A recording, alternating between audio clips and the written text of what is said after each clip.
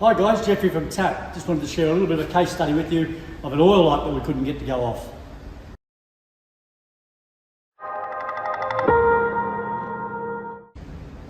This car was just booked in for a service, so it's a 2012 Subaru Impreza. It's got the FB20A motor in it.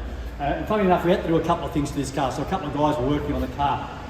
Unfortunately, when we drained the oil out of the vehicle, at one stage we had the ignition on whilst that oil was drained.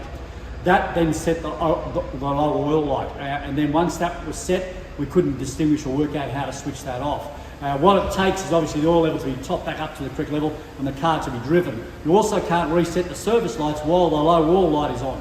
So again, we have to then top it back up again, take it for a decent drive, 5 to 10 minutes.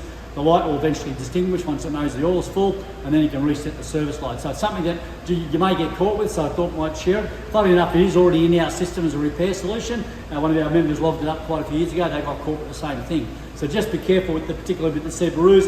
If ever you got the ignition on while the oil is drained, it's probably not a good thing to be doing. Making sure that the car is actually completely off whilst you're draining the oil and refilling it up again. So like the Mazdas and the Fords, don't get caught with the oil out of the engine for too long. Otherwise you'll have some oil primage issues, as we all know. But this particular case, the lower oil light will come out. So hopefully that helps you out. Don't forget, if you are a member, check those repair solutions if you've got a bit of a quirky problem in our website. If you're not and you want to join up, go to our website, tap.net.au, and click on the Join Up Now button. See you next time.